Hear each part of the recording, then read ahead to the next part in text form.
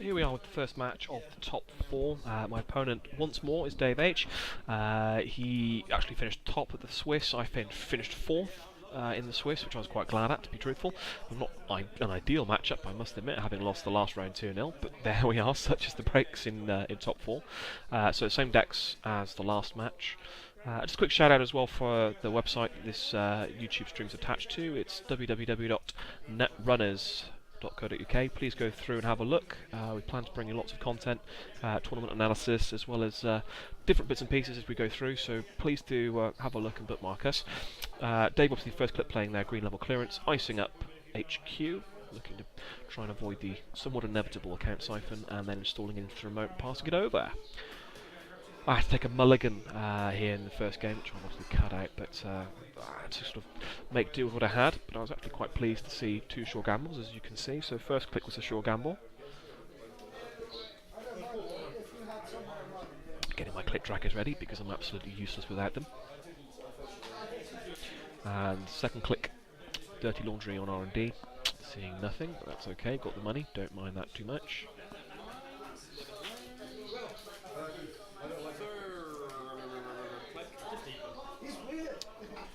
Mulling over the third click, as the debate is whether to run on the remote. Another short gamble, third click. Plenty of cash. Lots of early game pressure, potential. And last click, daily casts. Dave draws, mandatory.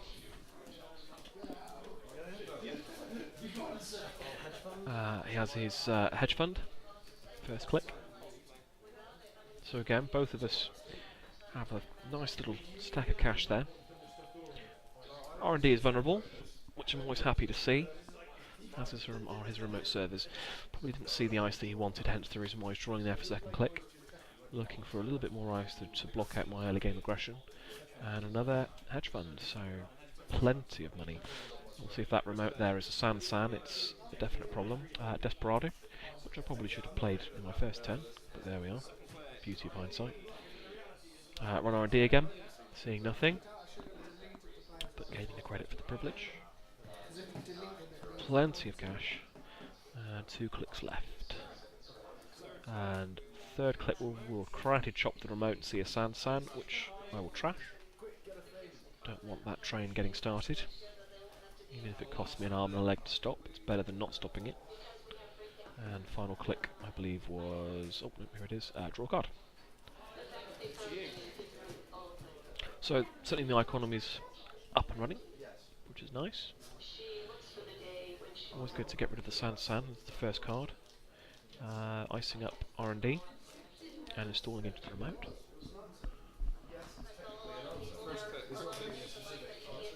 So I've got to Crypsis down, so I can break through anything. Just costs me time and money. And there's the Crypsis counter. I forgot my daily cast money, which I take. Giving some thoughts to where to run here. So the undefended remote is tempting. I decided to go for R&D, make him res a robo turret, which isn't too expensive for me to break through with the Crypsis. So it's not too bad. Again, it just costs me time. Nothing, no joy. That's a sad time.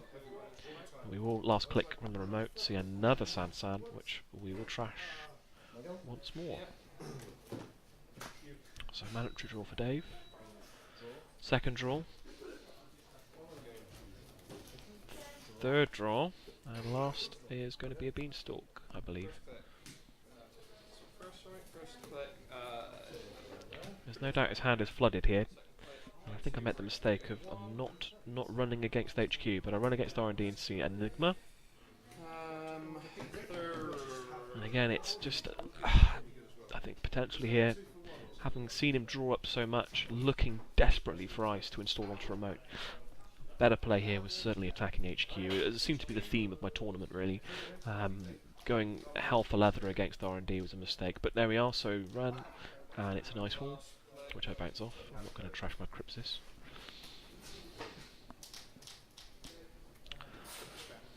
And I will put a Crypsis counter on my last click.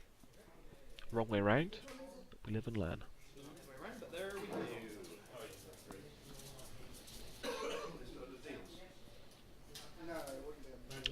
installing into the remote, which is probably the Enigma, which I recognise almost certainly as the Enigma, because again, otherwise he would have been playing ice out of hand the first couple of turns. Another Beanstalk.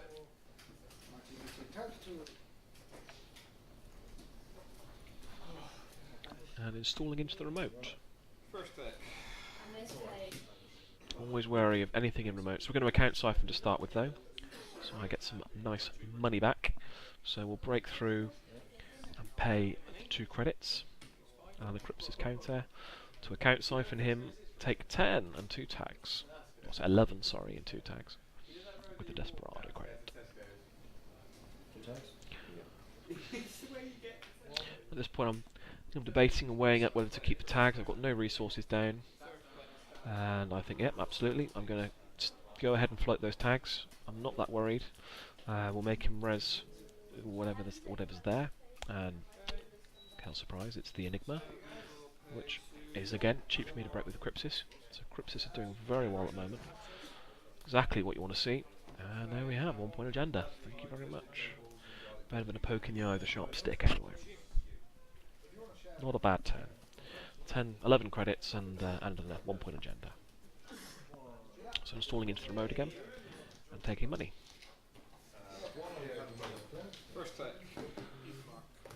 Another account siphon here would have been absolutely perfect.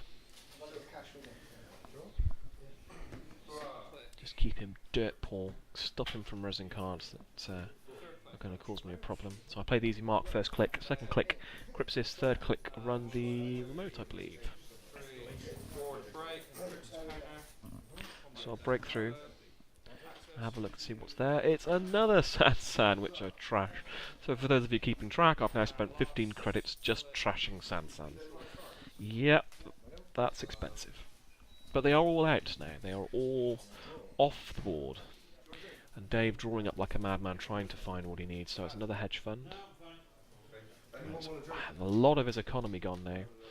And something into the remote. Certainly can't be a Sansan. Otherwise I win by default.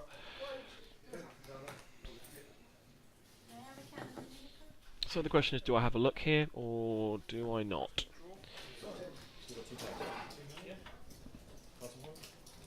Again, I'm weighing up the likelihood of it being a 2-point agenda is pretty slim. He's not gonna. Is he gonna leave it wide open where I can attack it? I'm thinking probably not. So I put down the plasticrete. He's saying, "Don't worry about virus characters. I'm not going to scorch you." Yeah, sure. Again, particularly when you're floating tags, it's the card you want to see. So I was quite happy to see it. Taking some money.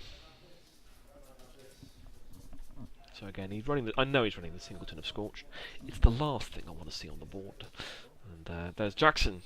Another thing I didn't really want to see on the board, because he's now drawing through his deck, getting everything he needs in place, and he can obviously bring those Sansans back into play as well. Not ideal, but not terrible.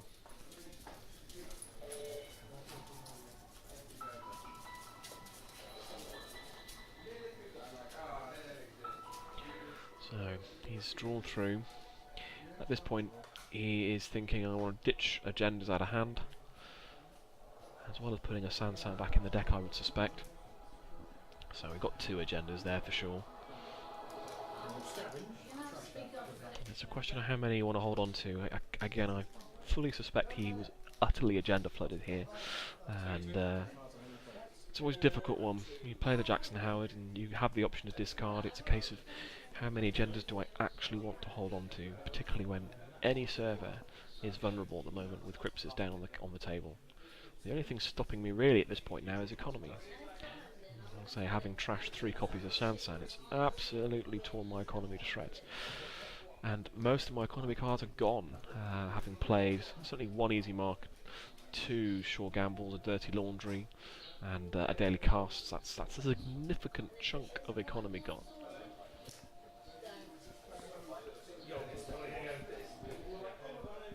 So now money is the limiting factor. Certainly not icebreakers, and I'm not worried about the tags, it's just the money. So he's having a bit of a ponder. He's going to ice up his remote an extra one. And then discard. So, preparing the remote for scoring. First click, I'm going to put a Crypsis counter on. Second click, we're going to run through R&D, seeing nothing. 2 clicks left. Second click, we will run Archives, unsurprisingly. Make him use his Jackson Howard. So those 2 cards are going back in, along with the Sansan, as expected. So 2 agendas and a Sansan back in the deck.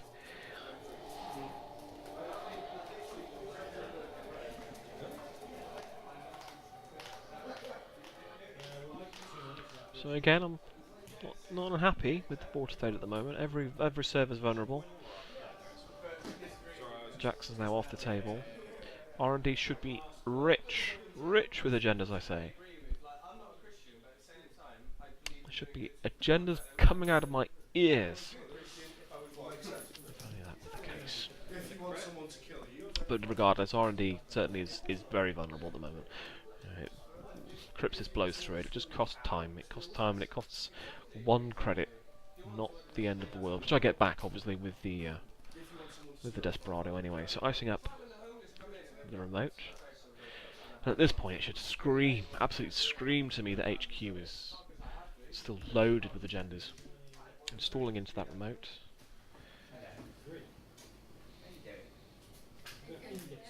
And for the final click, he is going to install over HQ. So there are plenty of agendas still in hand, you would argue. Second click, we're going to have a look at R&D. Again, my tunnel vision here is not fantastic. Didn't see anything on the top of R&D. Just horrible tunnel vision with R&D this tournament, and I know it. HQ attacks here probably could have won me the game. There is no doubt in my mind. Drawing up a hostage, not what I needed to see. Although again, a Katie could have been strong here. I wasn't sure if I had the time, but I mean, again, he's on 0 agendas. I probably had the time to Katie up and go for some glory runs at the end of the match. And now suddenly the pressure's on. Oh, it's an Astra script. No. Who needs Sansan when you're scoring Astra scripts? So he's already got 1 advancement token, which makes things difficult. I'm going to go for my run on R&D again.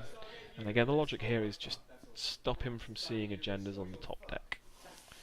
My thinking, again, I know what my logic here was. My logic was he discarded the majority of his agendas, if not almost all of them, when he used his Jackson Howard. He cannot have that many agendas in hand, particularly after scoring 1. And so I didn't want to attack HQ because I didn't think it would be particularly fruitful. If I can stop them from coming into his hand, then it's okay. We can do all right. So Beanstalk installed into remote, keeping his money. His Staircase of Ice is certainly intimidating. I don't really want to run on the remote with 2 unrest pieces of ice, but they're all fairly low strength so far. I don't think there's going to be anything here that's going to make me want to cry. Probably all pop-up windows. You don't know unless you run. But the board position is slightly tentative. Another R&D run, and still no joy. At this point, surely the law of averages would have meant I would have scored 1 off R&D. But again, I just felt a little bit trapped by the tactic and trying to ensure that he didn't top deck agendas and then just score them out of hand. But I didn't run the remote here. Probably an error. I do run HQ. At this point I can sense that there's something. But obviously I don't have enough to break. I think I was hoping it was a pop-up window. Making him pay for his Enigma anyway. Not that it matters, because another Astra script and another Astra script token. That's now 2 tokens, 4 points to my measly 1. And the fast advance train is well on its way. Another R&D access without joy. Crypsis is killing me, really. Those 2 clicks at the start, absolutely killing me. And there is no joy in my heart. Somewhat despondent. And again, I just think, how he can't possibly have more agendas. Can't possibly have more agendas in his hand. The 2 credits to break through the robo turret and the Cryptus counter. It's just setting me back. It may only be costing me 1 in reality, but it's difficult. So green level clearance, breaking the R&D lock quite effectively.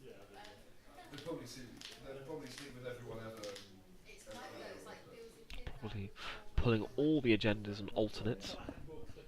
Every other was an agenda. It's the one that he actually managed to pick up each time. At least this is what happened in my mind. So lots of money being spent. Another agenda scored, so another 1 point, I think, to 5. He uses 1 Astroscript token, I believe, to score that. He must have. Played the Beanstalk and then played that, so, yep.